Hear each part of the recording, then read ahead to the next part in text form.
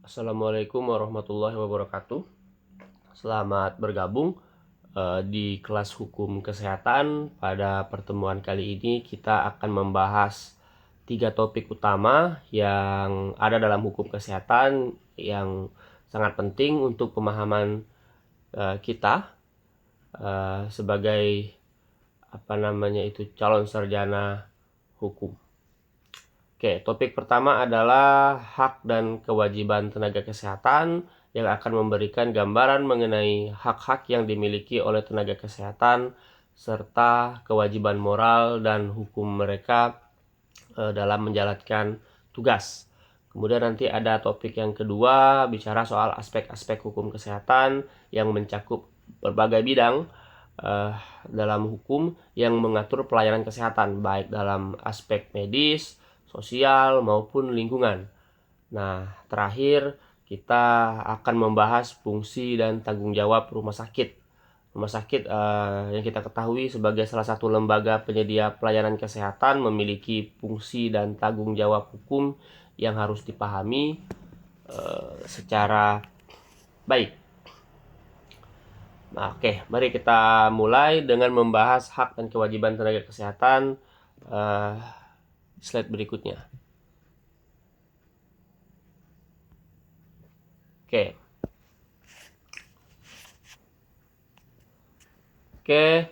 Nah, hak dan kewajiban tenaga kesehatan yang sangat penting dalam konteks pelayanan medis dalam dunia kesehatan. Dalam dunia kesehatan, setiap tenaga medis, baik itu dokter, perawat, atau tenaga kesehatan lainnya, itu memiliki hak yang diatur dalam undang-undang. Pertama, mari kita lihat hak tenaga kesehatan. Salah satu hak yang dimiliki oleh tenaga kesehatan adalah hak untuk mendapatkan pengakuan profesional. Hal ini berarti setiap tenaga medis itu memiliki hak untuk dihargai berdasarkan keahlian yang mereka miliki.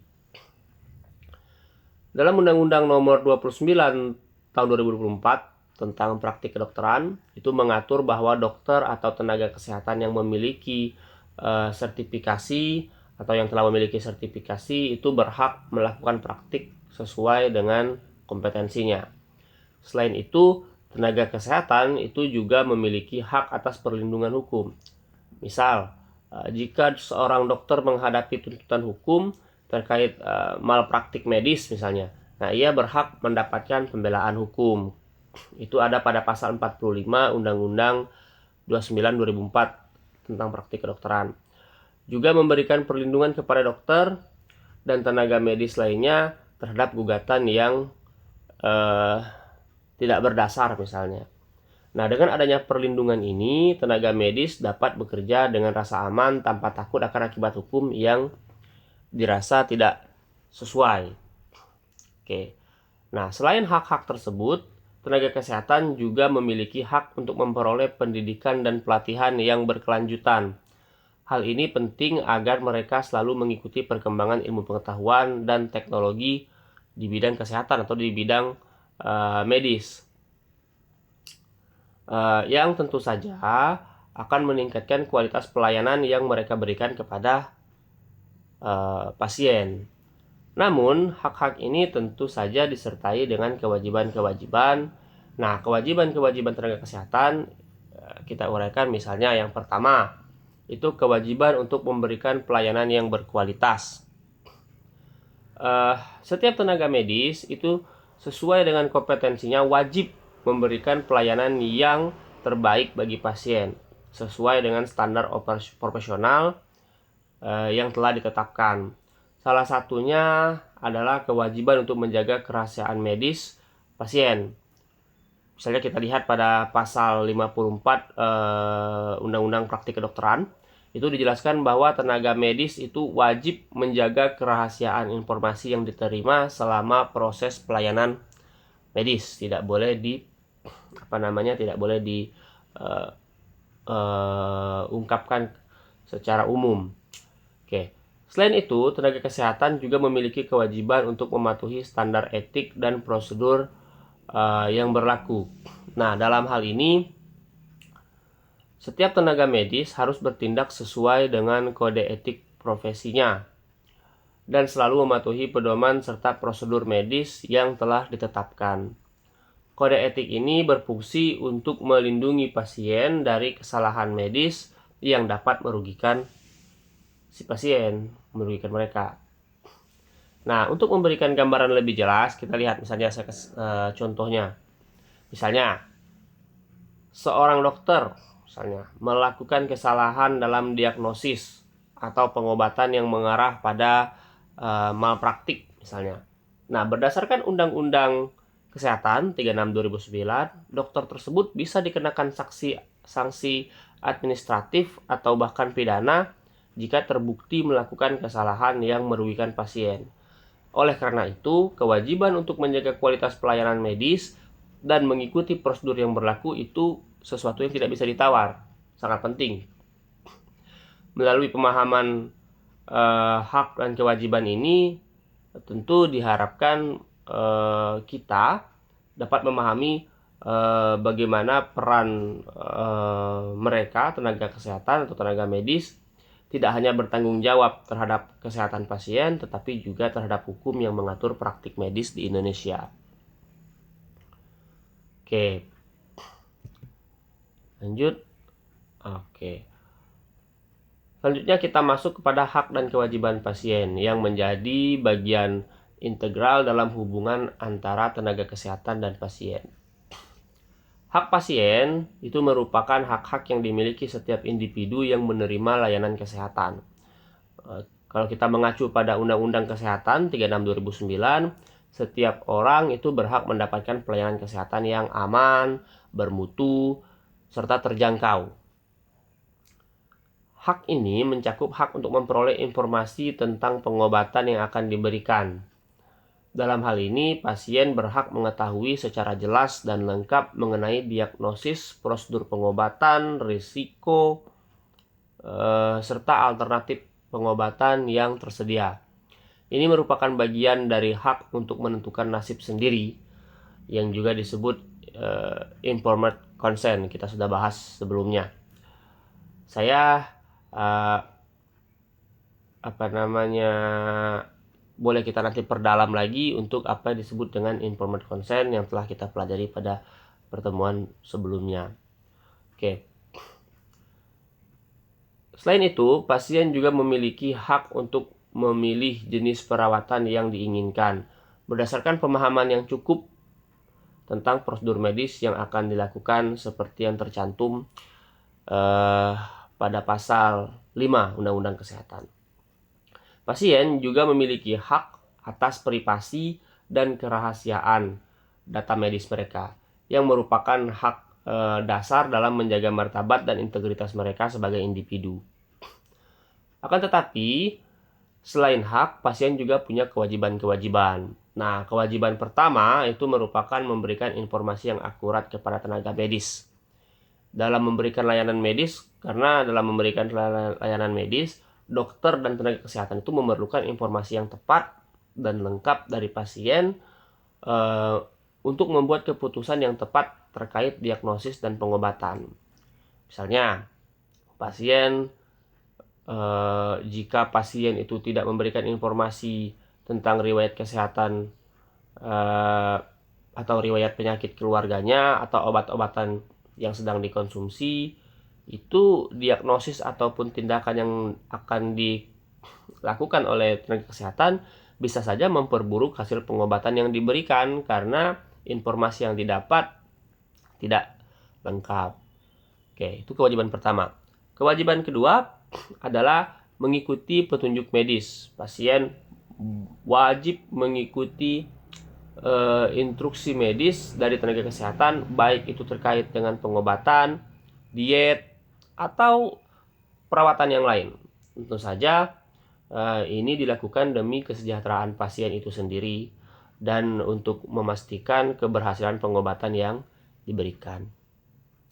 Contoh misalnya dalam kasus penyakit apa misalnya, diabetes misalnya, pasien itu kan wajib untuk mengikuti instruksi dokter mengenai pola makan, pengobatan, dan pemeriksaan rutin. Nah, jika pasien tidak mengikuti petunjuk yang diberikan dokter itu, bisa jadi kondisi kesehatannya semakin buruk dan bahkan dapat mengarah pada komplikasi yang lebih serius.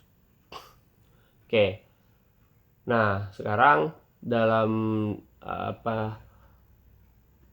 teori dalam pertemuan kita kali ini ada instruksi sebagai tugas nanti di pertemuan kita berikutnya. Kita akan bertemu kembali di pertemuan ke 12. Oke. Tolong disimak instruksi ini. Oke, jadi nanti silakan tugasnya dibuat berdasarkan instruksi-instruksi yang saya berikan sebagai berikut. Pertama, materi pertama kita adalah hak dan kewajiban tenaga kesehatan.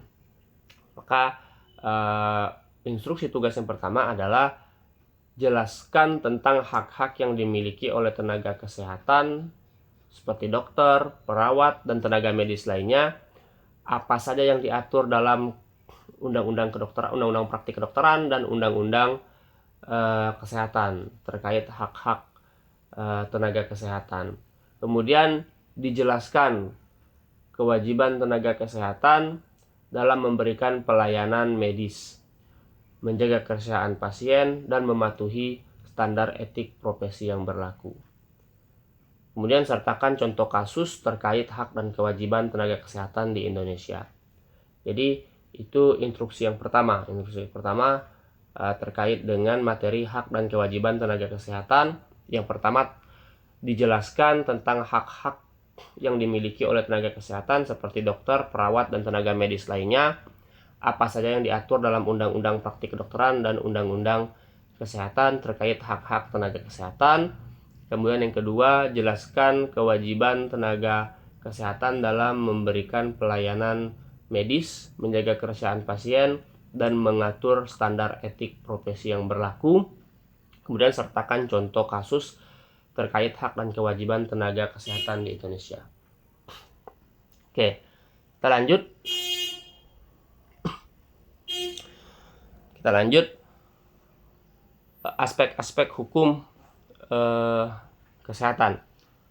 Pada pembahasan aspek-aspek hukum kesehatan yang sangat luas dan mencakup berbagai bidang yang saling terkait dalam memastikan layanan kesehatan yang aman dan berkualitas, seperti yang telah diuraikan sebelumnya, hukum kesehatan tidak hanya mencakup hukum kedokteran, tetapi juga aspek-aspek lain yang berhubungan dengan kehidupan manusia dan lingkungan. Kita coba mulai dengan hukum kesehatan lingkungan misalnya. Nah, hukum ini mengatur aspek kesehatan yang berkaitan dengan kondisi lingkungan tempat tinggal kita. Contoh, jika ada pencemaran udara atau airnya tercemar yang mempengaruhi kesehatan masyarakat, maka hukum kesehatan dalam aspek hukum kesehatan lingkungan akan berlaku untuk memastikan bahwa pihak yang bertanggung jawab memperbaiki kondisi tersebut. Hal ini sesuai dengan Undang-Undang Nomor 32 Tahun 2009 tentang perlindungan dan pengelolaan lingkungan hidup, yang juga melibatkan sektor kesehatan dan menjaga kualitas lingkungan yang sehat bagi masyarakat.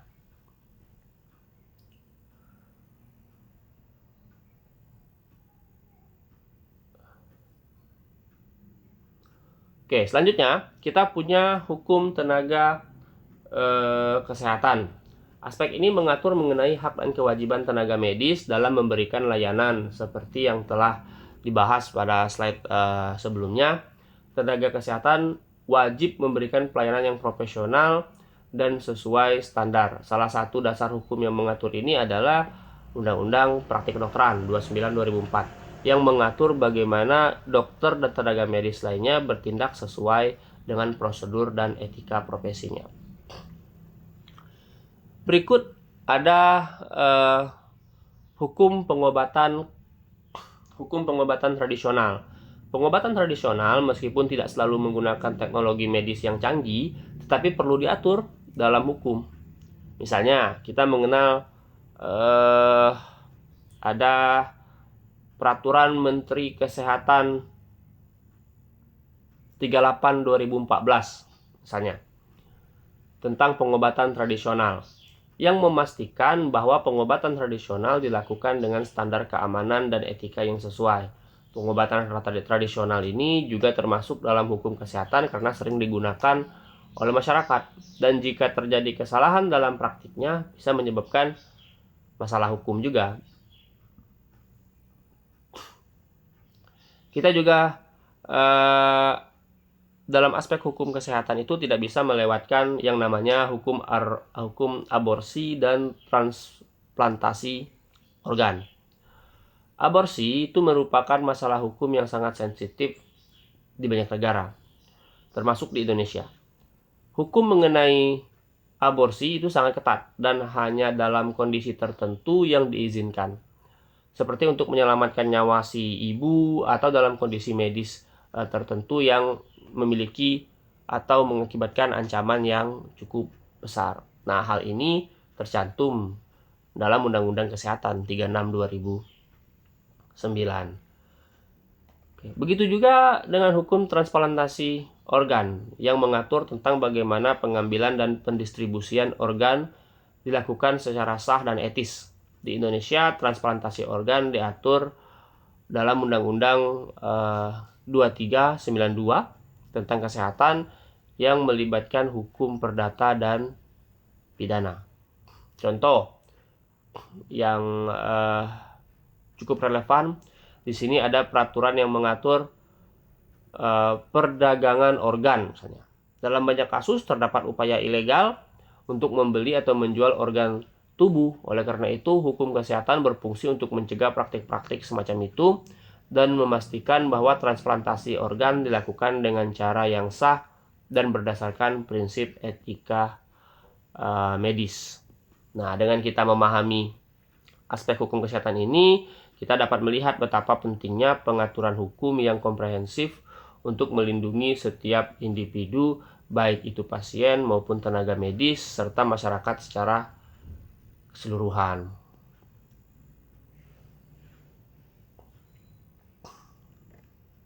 Next, pengaturan hukum kedokteran. Hukum kedokteran adalah cabang hukum yang mengatur tentang semua aspek yang berkaitan dengan praktik kedokteran. Hukum ini sangat penting karena terkait langsung dengan keselamatan pasien dan tanggung jawab tenaga medis dalam memberikan pelayanan kesehatan. Definisi hukum kedokteran itu dapat dipahami sebagai aturan yang mengatur hubungan hukum antara tenaga kesehatan, dalam hal ini dokter, dengan pasien, serta dengan pihak lain yang terkait, seperti rumah sakit atau lembaga medis yang lain. Hukum kedokteran itu mencakup kewajiban dokter untuk bertindak sesuai dengan prosedur medis yang telah diatur oleh peraturan hukum yang berlaku.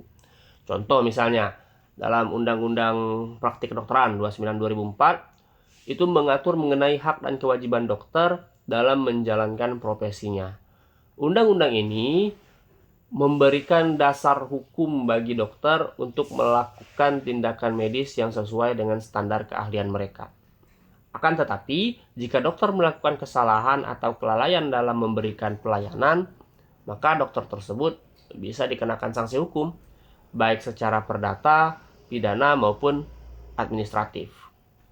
Ini menunjukkan betapa pentingnya pengaturan hukum untuk menjaga kualitas pelayanan medis.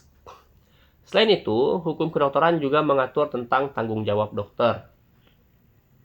Tanggung jawab dokter tidak hanya terbatas pada memberikan pengobatan yang tepat, tetapi juga menjaga komunikasi yang baik dengan pasien, serta memastikan bahwa pasien mendapatkan informasi yang cukup baik tentang prosedur medis yang akan dilakukan.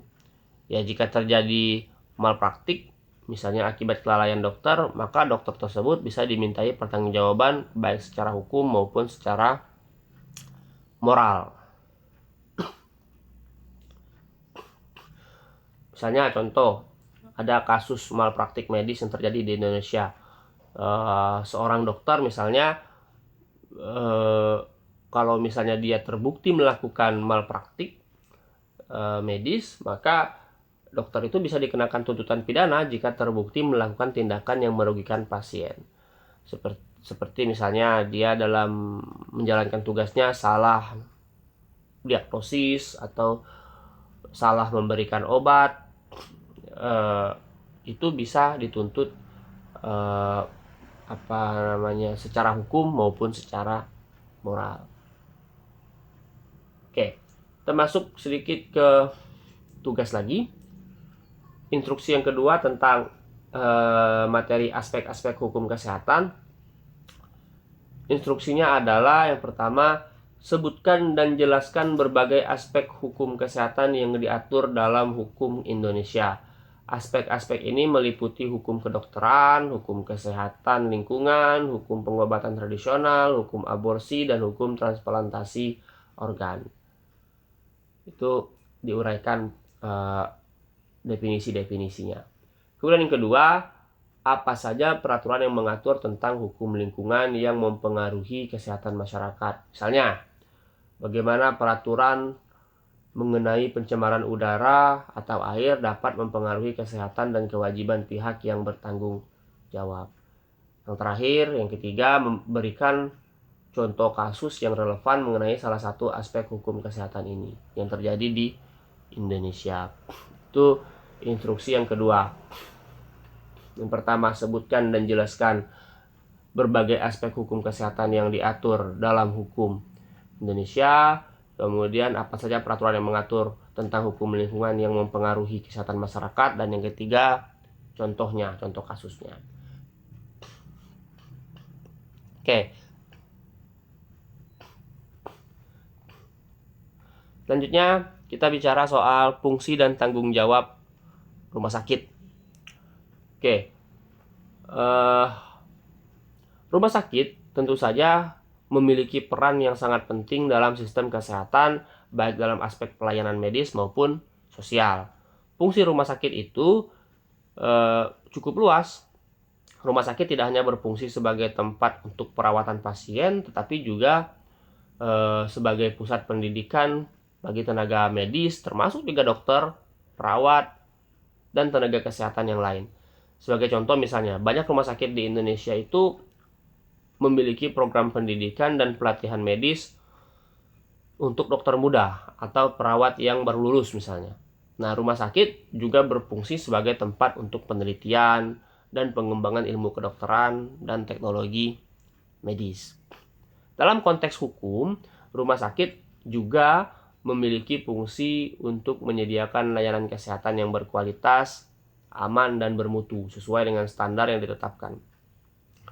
Di Indonesia, Undang-Undang tentang Rumah Sakit, Undang-Undang Nomor 44 2009, itu mengatur tentang kewajiban rumah sakit untuk memberikan pelayanan yang sesuai dengan standar kesehatan, serta untuk mematuhi kode etik medis. Selain fungsi-fungsi tersebut, tanggung jawab rumah sakit juga sangat penting. Rumah sakit bertanggung jawab untuk memastikan bahwa pasien menerima perawatan yang sesuai dengan kondisi medis mereka, sesuai dengan standar prosedur medis yang berlaku. Tanggung jawab rumah sakit itu bisa kita kategorikan meliputi beberapa hal. Misalnya, yang pertama, tanggung jawab terhadap pasien. Rumah sakit itu harus menyediakan fasilitas medis yang memadai serta memberikan informasi yang jelas kepada pasien mengenai pengobatan yang akan dilakukan. Jika rumah sakit gagal memenuhi tanggung jawab ini, maka rumah sakit bisa dimintai pertanggungjawaban baik secara hukum maupun administratif. Itu yang pertama. Yang kedua, tanggung jawab terhadap tenaga medis. Rumah sakit juga bertanggung jawab untuk memastikan bahwa tenaga medis yang bekerja di sana memiliki kompetensi yang sesuai, serta memberikan pelatihan yang diperlukan untuk meningkatkan keterampilan tenaga medis. Yang kedua. Yang ketiga, tanggung jawab sosial. Tanggung jawab sosial. Rumah sakit memiliki kewajiban untuk menyediakan layanan kesehatan yang terjangkau oleh masyarakat, termasuk masyarakat di daerah terpencil dan kurang mampu. Hal ini sesuai dengan cita-cita nasional untuk mewujudkan kesejahteraan sosial bagi seluruh rakyat Indonesia. Kalau yang kita tahu, tercantum pada pasal 34 ayat ketiga Undang-Undang Dasar 1945. Contoh misalnya, sebuah rumah sakit yang tidak menyediakan fasilitas medis yang memadai atau yang tidak mengikuti prosedur medis yang benar, itu sebenarnya dapat dikenakan sanksi sesuai dengan hukum yang berlaku. Contoh nyata misalnya, kasus di mana rumah sakit tidak memperhatikan prosedur dalam menangani kasus darurat yang berujung pada kematian pasien. Rumah sakit dalam kasus ini dapat dikenakan tindakan hukum berupa ganti rugi atau bahkan pencabutan izin operasional.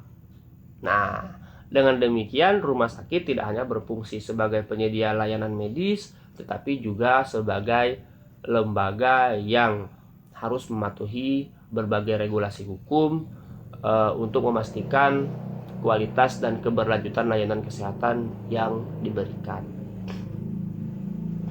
Oke, berikut masuk kita ke instruksi yang terakhir dari tugas tentang fungsi dan tanggung jawab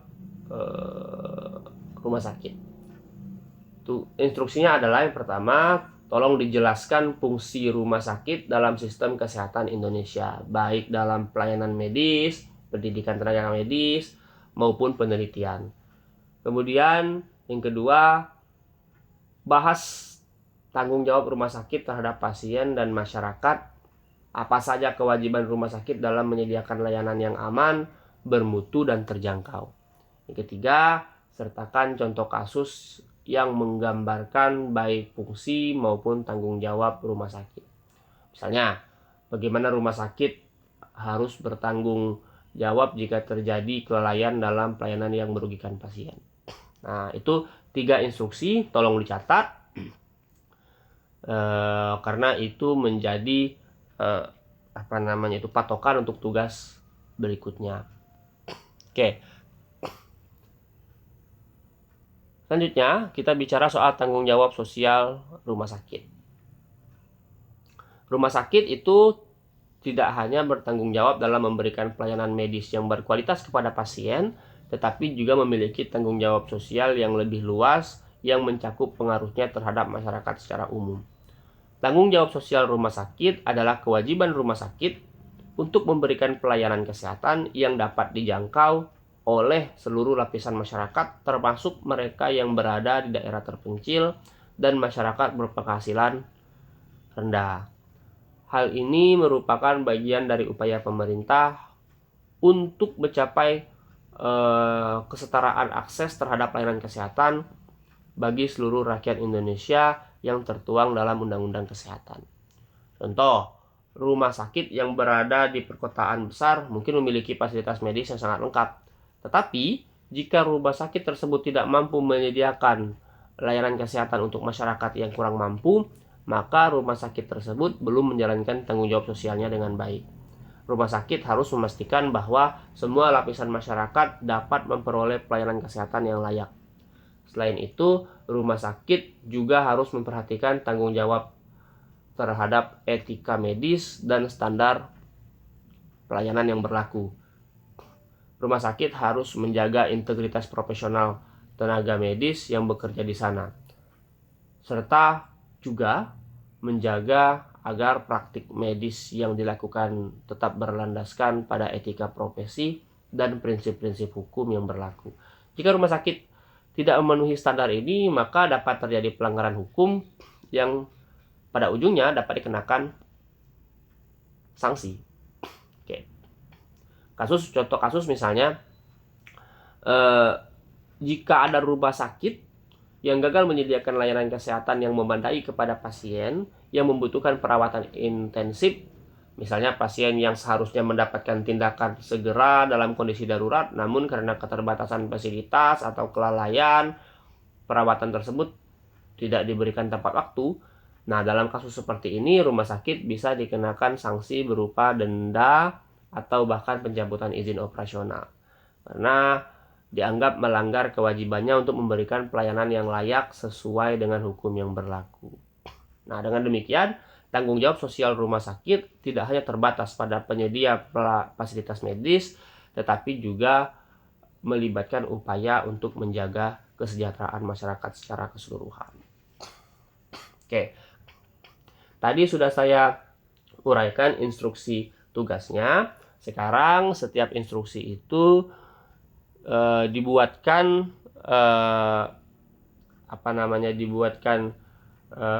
dalam bentuk tertulis, diketik saja. Untuk satu instruksi minimal 1 halaman. Jadi instruksi pertama 1 halaman, instruksi kedua 1 halaman, instruksi ketiga 1 halaman, diketik saja. Kemudian nanti kita akan bahas di pertemuan ke-12. Kecuali nanti ada perubahan akan saya beritahukan di grup WA kita. Demikian untuk tugasnya. Oke, terakhir kita masuk ke kesimpulan. Sebagai kesimpulan, kita dapat melihat bahwa hukum kesehatan mencakup berbagai aspek yang sangat penting dalam penyelenggaraan layanan kesehatan di Indonesia. Di antaranya adalah hak dan kewajiban tenaga kesehatan yang tidak hanya terbatas pada kewajiban memberikan pelayanan medis yang berkualitas, tetapi juga menjaga integritas dan profesionalisme mereka dalam menjalankan tugas. Dalam hal ini, Undang-Undang Praktik Kedokteran menjadi landasan hukum utama bagi tenaga medis di Indonesia. Selain itu, aspek hukum kesehatan seperti hukum kedokteran, hukum tenaga kesehatan, hukum lingkungan, dan hukum pengobatan tradisional semuanya saling terkait untuk memastikan bahwa pelayanan kesehatan yang diberikan tidak hanya efektif, tetapi juga sesuai dengan standar yang berlaku dan dilaksanakan secara adil. Fungsi dan tanggung jawab rumah sakit juga sangat besar dalam menciptakan sistem kesehatan yang adil dan terjangkau bagi semua masyarakat. Rumah sakit harus berfungsi tidak hanya sebagai penyedia layanan medis, tetapi juga sebagai lembaga yang menjaga tanggung jawab sosial untuk memberikan akses layanan kesehatan yang setara bagi semua lapisan masyarakat. Penting bagi kita semua untuk memahami bahwa hukum kesehatan bukan hanya sekedar aturan, tetapi juga merupakan alat untuk melindungi hak-hak pasien dan tenaga kesehatan, serta juga menjaga integritas sistem pelayanan kesehatan di Indonesia. Dengan memahami dan mematuhi hukum kesehatan, kita dapat menciptakan sistem kesehatan yang lebih baik, adil, dan aman bagi semua pihak. Akhirnya demikian materi yang dapat saya sampaikan. Semoga memberikan manfaat bagi kita semua. Saya akhiri. Wassalamualaikum warahmatullahi wabarakatuh.